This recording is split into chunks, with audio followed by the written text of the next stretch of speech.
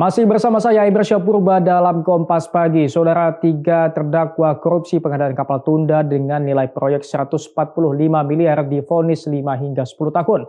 Korupsi melibatkan 3 perusahaan BUMN, menyebabkan kerugian negara 79 miliar.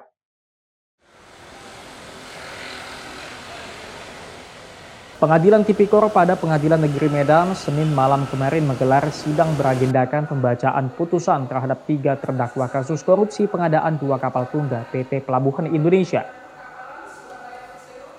3 terdakwa yakni Direktur Teknik PT Pelindo I Hosadi Apriza Putra, Direktur Utama PT Dokden Perkapalan Surabaya Bambang Sunjaswono, dan Kepala Cabang Pratama Komersil Belawan PT Biro Klasifikasi Indonesia Rudi Sunaryadi.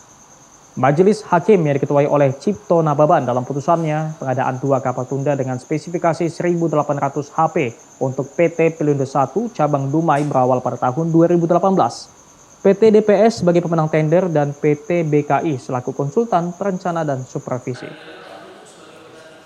Dalam proses pengadaan ternyata 2 kapal tunda tersebut tidak selesai namun pembayaran terus dilakukan. Dana pembuatan kapal dengan total anggaran 145 miliar digunakan terdakwa Bambang untuk membayar gaji karyawan dan hutang PT DPS.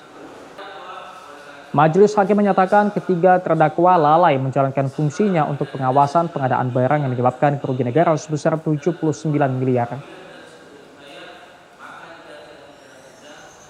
Ketiganya dijerat dengan pasal 3 Junto pasal 18 ayat 1 huruf B Undang-Undang Nomor 20 Tahun 2001 tentang Pemberantasan Tipikor, Junto pasal 20 huruf C, Junto pasal 126 ayat 1, Junto pasal 618 KUHP.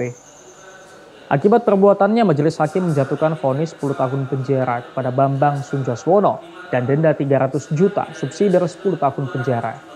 Hosadi Apriza Putra pidana penjara 5 tahun, Rudi Sunaryadi vonis 8 tahun penjara. Keduanya didenda masing-masing 200 juta subsidi 80 hari penjara. Untuk uang pengganti kerugian negara sebesar 79 miliar dibebankan kepada PT DPS selaku pihak yang memperoleh keuntungan. Vonis hakim lebih ringan dibanding dengan tuntutan jaksa yang sebelumnya menuntut 3 terdakwa dengan hukuman 15 hingga 7 tahun.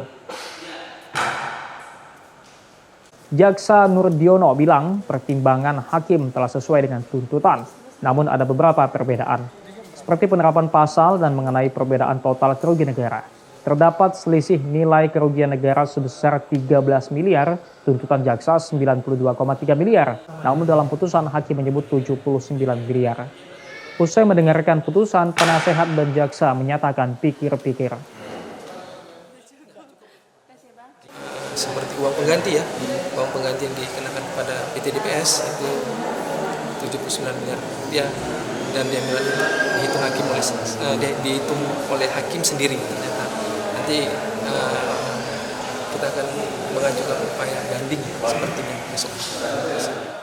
Rauganda Malau, Kompas TV Medan, Sumatera Utara.